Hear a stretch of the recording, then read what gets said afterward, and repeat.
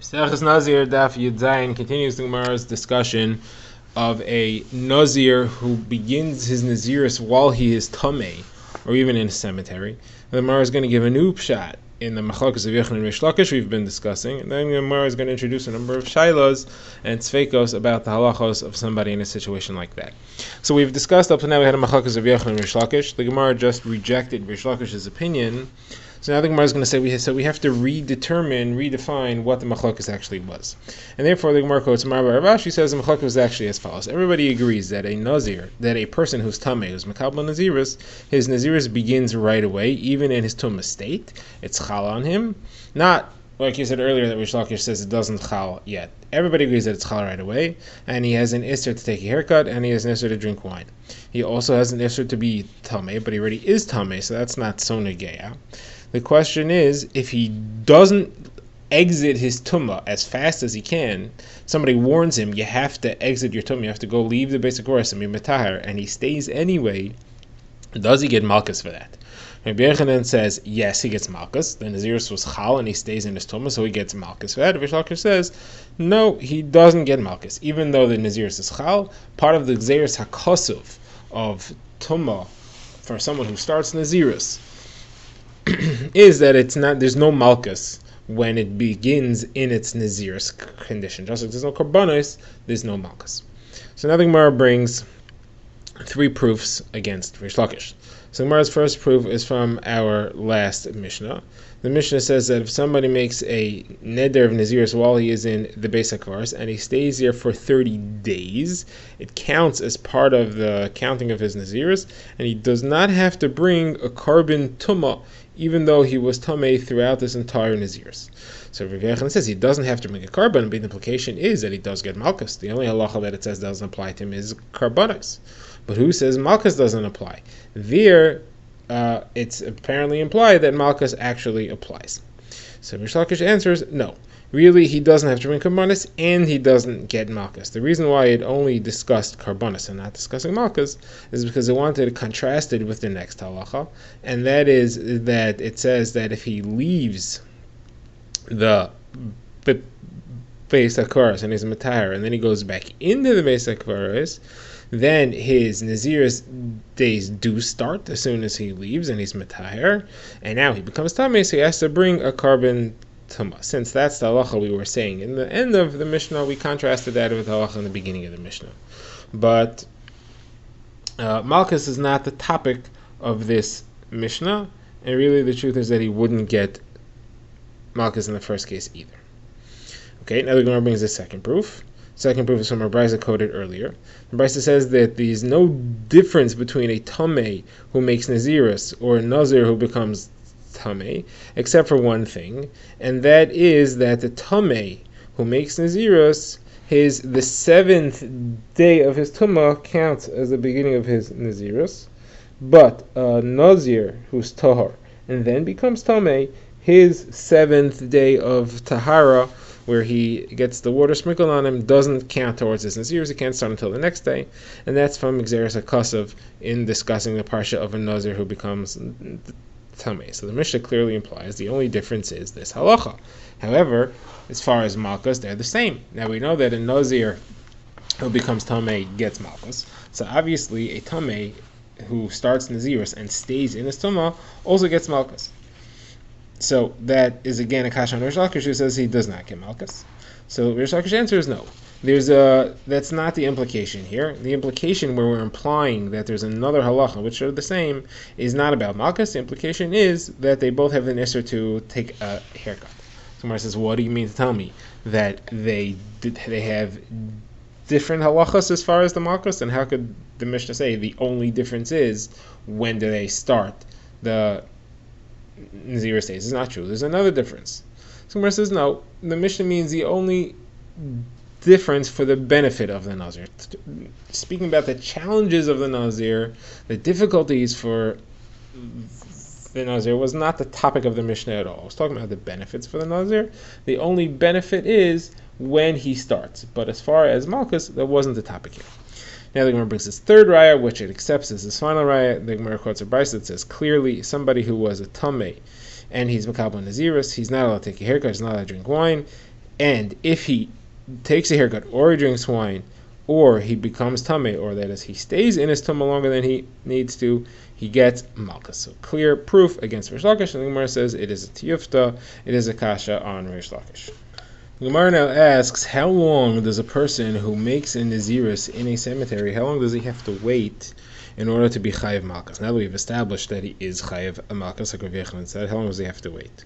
So the Gemara wants to know, do you compare this to the din of somebody who becomes tamei in the Beis HaMikdash? The halacha is somebody who enters the Beis HaMikdash betumah is chayiv kares instantly. Same way somebody who enters a Beis HaKvaros while he's a nazir is chayiv malchus instantly. However, if somebody becomes tamei in the Beis HaMikdash, then he has time to leave. He has the amount of time it takes to do a hashtachava, to do a prostration, to bow down. Question is, does a nazir who's makabel naziris in a cemetery, so his naziris begins in the cemetery, just like a person whose tumah begins in the Beis HaMikdash, does he have the same amount of time to leave?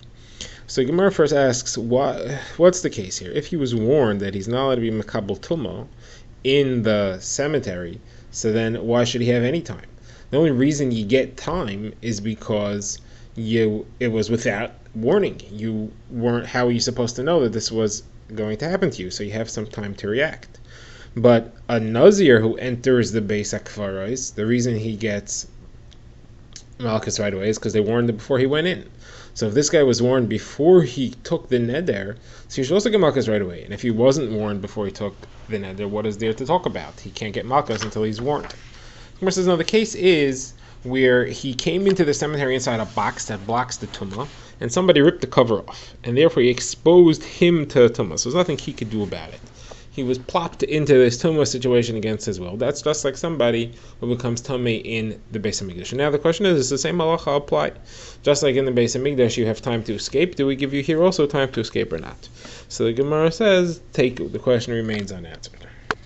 Now Rav Ashi asks a shayla, and the Gemara tries to solve the shayla again from the Mishnahs and Brises which we used in the Machlokes of Yochanan and Rish Lakish. Rav Ashi's shayla is, we know that the halacha is that a person who makes a vow of naziris while he is tamei does not have to bring the karbonos that a person has to bring if he becomes tamei while he's a nazir.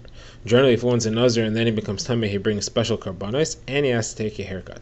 So we know that the karbonos don't apply to somebody who makes a vow of naziris when he's already tamei. The question is, does the haircut apply? Does he have to take the haircut or not? Is it only the karbonos that he's exempt from, or the haircut as well? So Gemara's first proof is from our Mishnah. Our Mishnah says somebody makes the vow of naziris while he's in a cemetery, meaning while he's tamei, and he stays there for 30 days. It doesn't count towards his naziris, and he doesn't have to bring the carbon. So you see, the only thing he doesn't have to do is the carbon, but the haircut he is required to do. The Mishnah doesn't list that there's a difference in the haircut. So Gemara says no. Maybe it means that he has to bring he doesn't have to do the haircut either. What the Mishnah means to say is, since his naziris never starts, that's why he doesn't have to bring the karbonos tumah, and obviously going along with that is that the haircut he doesn't have to do either, because it's telling you the reason behind everything. It's telling you that his naziris hasn't begun. So you figure on your own that includes the haircut. Okay, the Gemara now brings another proof from the Brisa which we quoted earlier that says there's no difference between a tamei who made naziris and a nazir who became tamei, except whether the 7th day of Tahara counts as the first day of his continued or begun naziris or not. So you see, that's the only difference. But as far as haircutting, they both have to take a haircut as part of their process. So the Gemara says, so there you have clear that he does have to take a haircut, even a person who made a vow of naziris while he was tamei. The Gemara says no. The diak here is that they both get malchus. The Gemara says, okay, very nice, they both get malchus, but it says the only difference is the 7th day. That means that haircut is not a difference. Someone says, no, really haircut is a difference, but haircut is included in the 7th day. When we say that the difference is the 7th day, we mean the 7th day and all the halachas that go along with it. That naziris doesn't begin until the next day is one chiluk, and another chiluk is whether or not you have to do the haircut procedure, which happens on the 7th day. That's another difference. The Gemara now attempts one final or additional proof for the daf on Rav Ashi's shayla. So Gemara quotes a lengthy brisa which tries to learn out what is the halacha about a Nazir who becomes a Mitzayra. Now, we know that a Nazir who becomes Tamei Tumas Meis, his times, the days in which he's Tamei, don't count as part of the Nazirus. Even the preceding days that he did already B'Tahara do not count. But the Bryce is focusing on the days that he's B'Tumah don't count as part of his Nazirus. So everyone wants to know, what about the days of somebody who has Tumas Tzaras Muchlat? Do his days of Tumah count for Nazirus or not? So the Gemara wants to say, no, they don't. The Bryce wants to say, no, they don't. And the reason is because you learn it as a Mamatzinu from the days of Tumas Meis. Why? Because the Taharas Mitzayra is very similar to the end of the period of Nazirus. Just like the period of Nazirus requires shaving of the hair and karbanos, the end of Mitzayra requires shaving of hair and karbanos. One wants to learn the two, that they are the same. And therefore, just like the Tumas Meis period ends with the shaving of hair and karbanos, Tumas Mitzayra ends with the shaving of hair and karbanos, and therefore, just like Tumas Meis doesn't count towards the days of Nazirus, Tumas Mitzayra days don't count towards the days of Nazirus either. So the Bryce rejects this limud, and it says that the Tumas Meis days are stricter because they knock down even the days of Nazirus he did previous to his becoming Tamei, the days he did B'Tahara. But there's no tzad that the days that he did B'Tahara get knocked down when he becomes a Mitzayra. That there's no tzad, and therefore the two halachas are two different. You can't learn one from the other. So the Gemara says, no, I'll learn a Kal V'Chomer. I have a new limud, and that's a Kal V'Chomer. A Nazir, says the Brisa, who begins his Nazirus B'Tumah when he's in a Pesach Faris, the hair that he has on his head, the Brisa says, are going to end up being shaved as part of Nazirus. It's part of the Nazirus procedure. So his hair is roy Nazirus, it's roy for Teglachas Nazirus. Still, the days of Tumah don't count towards his Nazirus. So his hair is Nazirus, but the time, the days are not Nazirus. Now, the hair of a Nazir, the hair of a Mitzayra, a Nazir who's a Mitzayra, his hair is never going to end up being part of being shaved for Nazirus, because he has to shave them off as part of his Taharas Mitzayra. So that hair is not roy for Nazirus. It's going to end up being roy for Tzaras, for Taharas Mitzayra. And therefore he doesn't have hair. So, since he's weaker in the extent that he doesn't have Nazirus here, so certainly the days that he has shouldn't count towards Nazirus either. And therefore you should learn from Kal V'Chomer that his Tumas Mitzayra days don't count towards Nazirus. That's the Brisa. So the Gemara wants to say, so you see from here, we said that a Nazir who began as Nazirus in his cemetery, while he's B'Tumah, his hair is roy for Teglachas. It means his hair is going to be shaved. So you see that the hair is shaved as part of the Tahara from Tumah process. The Gemara says, no, not necessarily.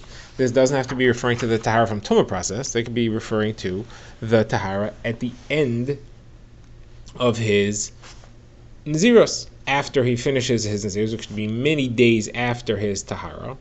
There he has to do a haircut just like every other Nazir, and that's what it's referring to. But when he's Metayr from his Tumas Meis, it doesn't necessarily have anything to do. There could very likely not be a haircut there. Now, the Gemara says that that's logical. It's logical that we're referring to the Tumah at the end of the Nazirus, it's logical we're referring to the haircut that is at the end of the Nazirus and not the haircut at the end of the Tumah. Because if we're referring to the haircut at the end of the Tumah, a Mitzayra also needs a haircut at the end of his Tumah. So why would we say that a Mitzayra is different than the Nazir? Than the Nazir who has Tumas Meis. The Gemara says, no, that's not a kasha. It's a totally different Nazirus. That's no right. It's a totally different haircut. The haircut at the end of Tumas Meis is a haircut of Nazirus. The haircut of the Mitzayra is a haircut of Tzaras. That's nothing to do with Nazirus. You can't call that hair, which is roy for a haircut of Nazirus. There's nothing to do with it.